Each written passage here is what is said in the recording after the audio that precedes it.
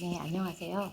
음, 먼저 각 챕터와 파트에 들어가기 전에 이제 에피소드 32가지 들어가기 전에 프롤로그를 제가 좀 읽어드리려고 해요. 이 프롤로그는 어떻게 보면 되게 중요한 메시지가 여기 담겨 있다고 볼 수 있는데요. 제가 이제 일고를 다 끝내고 나서 이제 며칠 뒤에 출판사 대표님을 만났고, 출판사 대표님이 제 글을 다 보시고 이 글을 왜 쓰게 됐는지, 이 글이 뭐를 지향하는지 이제 그 이야기를 더 들어보고 싶다라고 말씀을 하셔서 여러 가지 이제 수다를 떨다가 어떤 지점에 대해서 제가 이야기를 했어요. 뭐냐면은 제가 읽어드리면은 이 책을 쓰면서 어떤 수많은 육아서들을 제가 봤고 거기에 대한 또 관련 책들도 봤습니다. 이제 앞으로 제가 말씀드리겠지만 많은 육아서에서 공통적으로, 그러니까 저는 좀 본질을 보고 싶었어요. 각 책마다 다 말하는 바가 조금씩 틀리기도 하고, 그리고 특히나 이제 아이와 관련된 혹은 뭐 심리학이나 이런 거에 관련, 아동 심리 이런 거에 관련된 교육 이런 거에 관련된 책들을 육아서들을 이제 보게 되면은 거기서 본질적으로 그들이 말하는 게 뭘까, 그거를 좀 저는 보고 싶었어요. 공통된 의견이 뭘까.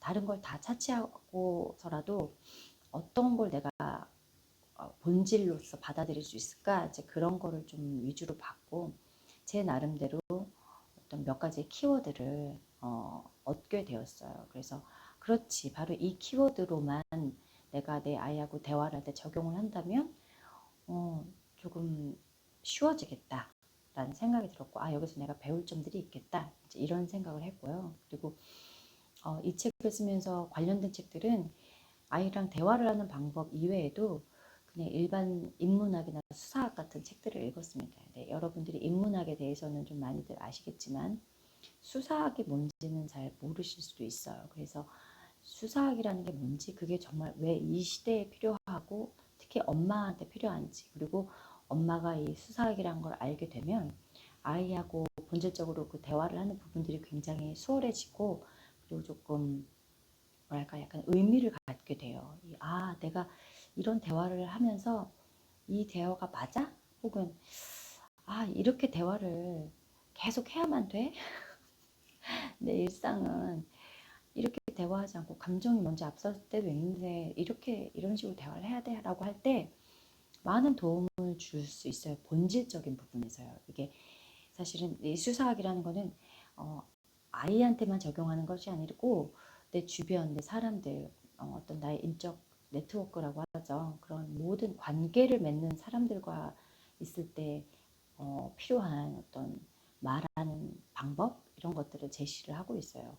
고대 그리스에서부터 시작된 어떤 연설가들이, 사실 고대에는 이제 연설가들이 많이 있었잖아요. 그래서 그런 연설가들이 많은 사람들 앞에서 연설을 하기 이전에 공부했던, 또 들여다봤던 그런 학문이 바로 수사학입니다. 그래서 그런데 재밌는 거는 그 연설하는 사람들이 그 수사학을 공부했던 본질적 이유는 바로 소통하고 공감을 얻어내기 위한, 또 매력적으로 자기 이야기를 어필할 수 있는 사람이 되기 위한 그런 학문이었단 말이죠.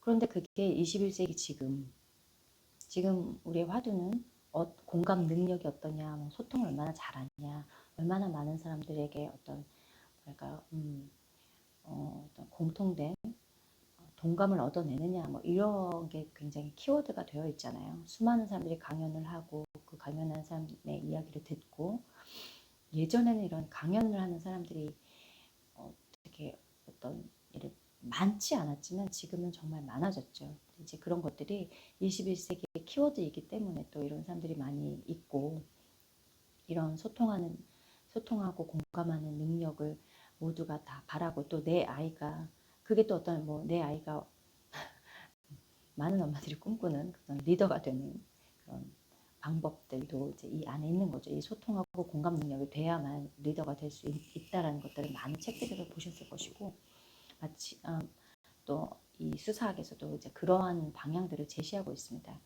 그러니까 즉 말해서 많은 육아서나 제가 읽었던 책을 쓰면서 읽었던 수사학이나 인문학에서 말하는 그들이 말하는 공통의 어떤 본질적인 것들을 한번 제가 생각해 봤어요. 근데 그게 어렵지 않다라는 거죠. 되게 적용하기가 어렵지 않아요.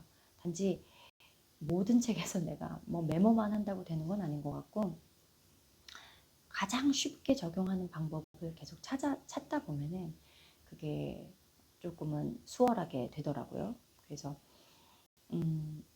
자, 본론으로 들어가서 프롤로그를 제가 읽어드리면은 아동 심리학이나 육아 전문가들이 공통적으로 말하는 걸 어떻게 내 아이한테 순간순간 적용할 수 있을까? 그거에 대한 이제 키워드를 제가 좀 추려봤다는 거죠. 이제 책을 쓰면서. 그래서 그 키워드를 가지고 제가 제 아이하고 이야기를 할 때 한번 적용을 해봤더니만 좀 변화가 있고 그 변화라는 건 아이가 변하는 게 문제가 아니라 엄마인 제가 변하더라는 거죠. 아, 이렇게 대화하니까 아이가 이렇게 달라지는구나. 제가 계속 조금씩 변화가 되더라는 거예요. 그런데 그 키워드를 가지고 저만의 방법으로 가장 쉽게 적용한 거는 내 아이가 나의 가장 친한 친구라면 이걸로 대입을 하는 거예요. 되게 쉬운 거예요. 그렇게 생각하니까. 한번 볼게요.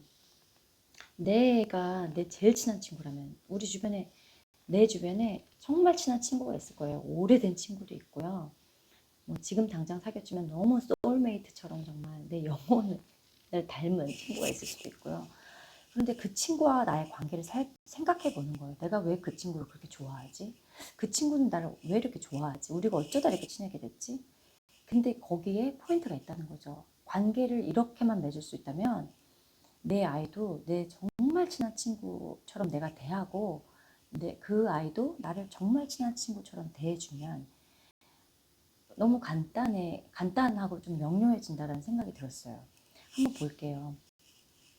내 가장 친한 친구라면 이라는 대입을 하기 이전에 먼저 제가 말씀드렸던 공통적인 육아서나 이제 뭐 아동심리 전문가들이 말하는 것들 중에 어떤 키워드가 있습니다.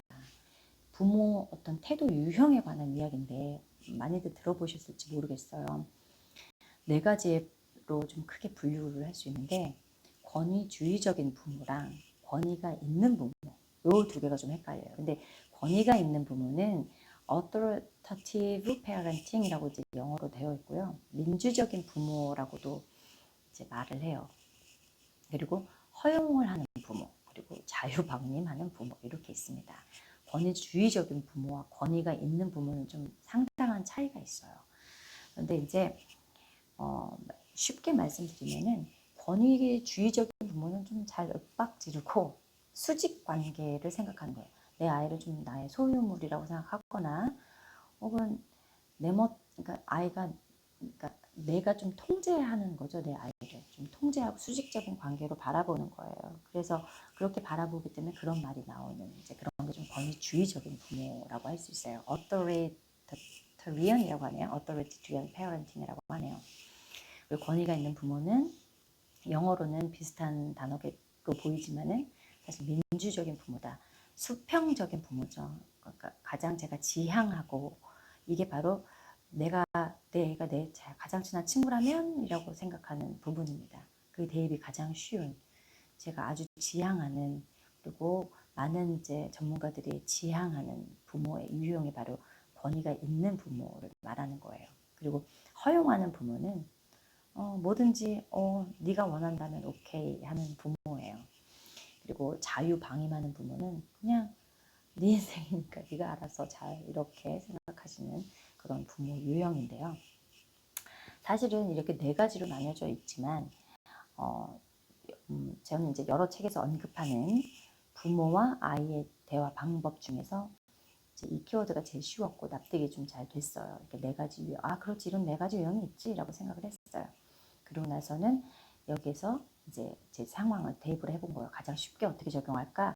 맞아, 내가 내 아이한테 가장 친한 친구라면 내가 이렇게 행동할까? 이렇게를 상황을 한번 대입을 해본 거죠.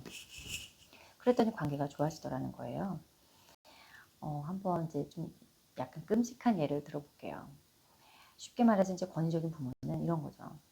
난 정말 소리 지르는 게 너무 익숙해. 난 좀 명령조로 얘기를 해. 난 말 안 들으면은 가만 안 냅둬.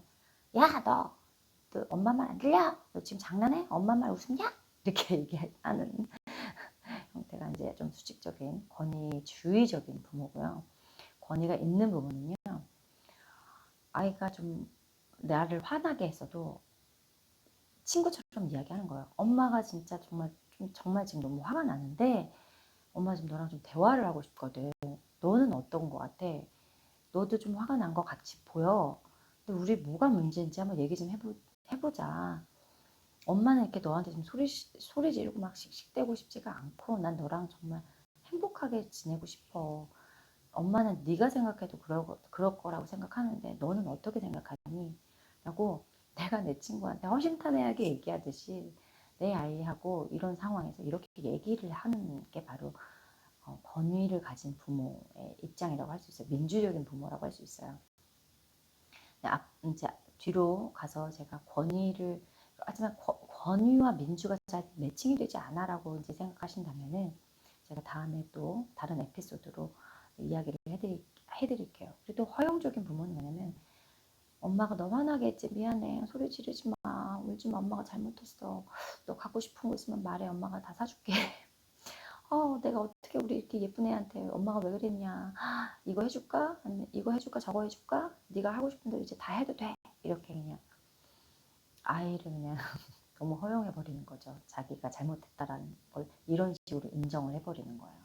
자유 방임하는 부분은 너 지금 화냈어? 알았어. 네가 화나든 말든 난 모르겠고 네 맘대로 해. 너 가서 울던지 네 방 가서 울어. 엄마 지금 할 일이 태산이거든. 좀 조용히 해줄래? 그냥 이렇게 방임하는 부모 조금 그러니까 어떻게 보면 권위주의적인 부모랑 뭐 비슷하기도 한데요. 자유방임은 더 놔버리는 거예요. 그냥 애하고의 관계를 좀 놔버리는 겁니다. 귀찮은 거예요. 그냥 네 알아서 잘하겠지. 네 알아서 네 감정 잘 추스리겠지. 좀 이렇게 놔버리는 좀 그런 유형이라고 할 수 있어요.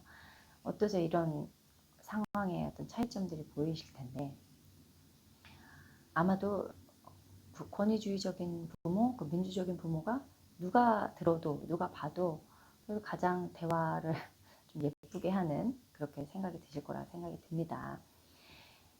이제 합리적으로 이제 아이를 좀 배려하는 태도도 보이고 또 내 감정에 대해서도 아이하고 이야기하는가요. 근데 문제는 뭐냐면 이 네 가지 부모 유형이 가지고 있는 대화법이 실제 우리가 대화를 할 때는 좀 미묘하게 섞여 있다는 거죠. 우리는 실수하죠. 이게 나는 그래 여기 보니까 민주주의적인 부모가 되는 게 맞아 이렇게 대화해야지 하다가도 이게 잘 안 돼요. 이렇게 하다가도 윽박지를 수도 있고 이렇게 하다가도 네 방에 가 할 수도 있어요. 그러니까 본질적으로 네 가지 유형으로 나누지만은 뭐가 맞는지도 우리는 알지만 즉각적으로 우리가 순간순간 그렇게 이 네 가지 유형을 막 섞어서 말할 수밖에 없는 그런 게 바로 우리의 현실이죠. 그래서 이 현실에서 이렇게 생각하는 거예요. 제가 말씀 여기 썼듯이 뭐 그래 네 가지 유형 중에서 권위 있는 부모 그래 민주적인 부모가 되는 게 되게 현명하지. 근데 어떨 땐 네 가지 방법 다 번복이 되는 말을 하잖아.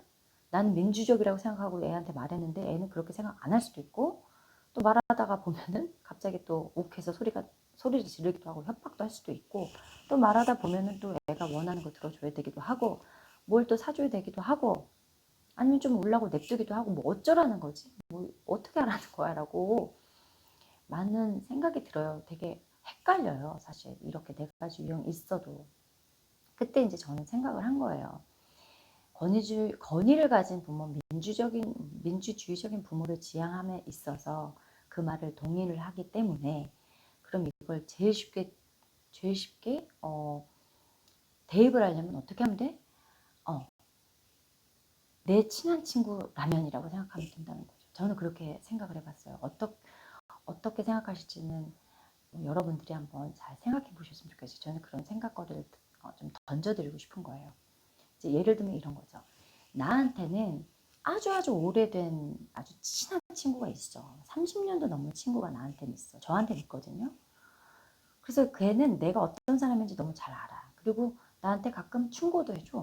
그리고 내가 힘들면 위로도 해줄 줄 알고, 그리고 내가 기쁜 일 있으면 막 같이 기뻐도 해주고, 또 어떤 때는 걔나 나나 막 너무 슬픈 일이 있으면 같이 끌어안고 울기도 하고, 그런데 또 막 다투죠. 아무리 친해도 다투고 싸우기도 해. 그런데 또 어떻게도 자연스럽게 우리는 화해가 가능해. 그 모든 방법들을 알고 있어요. 우리가. 나와 내 친구는 어떻게 우리가 서로 해야 되는지 너무 잘 알아요. 많은 말을 하지 않아도 알아요. 그런 친구가 있어요. 우리는 이미 그런 성공적인 어떤 관계를 맺고 있어요. 그래서 그 방법을 알아요. 그 방법을 내가 내 친구랑 얼마나 잘 지내는지, 지금 어떤 관계를 잘 유지하고 있는지를 생각해보고 그 친구와의 관계를 내 아이와 나의 관계에 대입을 해봤더니 너무너무 편해지더라는 거예요. 이 친구한테 하듯이 하면 된다는 거예요. 내 아이하고도 똑같이 그런 관계를 만들었어요. 그래서 내가 내 친구랑 어떻게 이렇게까지 친한 관계가 될지를 생각을 해보면, 그 친구가 단 한 명일지라도 내 인생에서 절대 없어서는 안 될 그런 친구가 있다는 거고, 그런 아름다운 관계가 있는데 그거를 내 아이하고 적용을 할 수 있다는 거죠. 왜냐면 내가 내 친구랑 예를 들면 다퉜어. 윽박질렀어. 어떨 땐 야, 나 너랑 진짜 다신 친구 안 해 하고 그냥 정말 단절했어, 나랑 얘랑. 하지만 다시 그 관계를 회복했어. 그 과정이라는 게 있잖아요. 시간과 과정이라는 게. 그래서 내가 내 아이한테 실수했어도, 내가 내 아이한테 윽박질렀어도, 혹은 막 소리 지르고 상처를 주는 말을 했어도, 내가 내 친구와 다시 관계를 회복한 것처럼 내 아이한테도 그 관계를 회복하는 걸 나는 잘 알고 있다는 거예요. 내 친구한테 하듯이 하면 된다는 거죠. 내 아이하고도. 그렇기 때문에 우리가 그래, 나는 권위적인 부모, 민주적인 부모가 되고 싶어. 근데 내가 지금 모르고 협박하고 말았어. 애를 울리고 말았어. 애를 자유 방임해버리고 말았어. 해도 그렇게 자책할 필요가 없다라고 저는 생각이 들었어요. 자책을 하지 않고 그 관계를 어떻게 회복하지? 그거를 어떻게 내 애랑 내가 어떻게 관계가 더 좋아지지? 어떻게 다시 신뢰를 하지? 그거를 내 친구랑 나랑 만약 그랬던 적이 있다면 그 관계를 생각해 보면 되는 거예요. 예를 들면 내가 먼저 내 친구한테 미안하다고 문자를 보냈다던가, 그거 고백이죠. 인정하는 거예요. 내가 먼저, 누가 잘못했더라도 내가 먼저 사과하거나, 그런 것들이 내 아이하고 이루어지면, 제가 그렇게 해봤더니만 정말 정말 아이가 나의 예상과 내 예상 밖의 어떤 피드백을 줬던 거예요, 저에게. 그래서 제가 이 책을 이야기해드리기 바로 가장 첫 번째로 해드리고 싶은 이야기는, 내 애를 한번 내 친한 친구와 나의 관계를 비교해가면서 그 관계를 생각해보면서 내 애를 한번 대해보자는 거예요. 그러면 그렇게 많이 자책하실 필요도 없고, 그리고 그 관계가 좀 수월해진다라는 그런 생각이 들어요. 그래서 이렇게 제가 말씀드리고 싶은 건 거예요. 내 아이는 나의 가장 친한 친구와 다르지 않다. 그래서 가끔 실수를 해도 되고 싸워도 된다. 왜냐? 화해를 하면 되고, 잘못을 했다고 먼저 고백하면 되니까.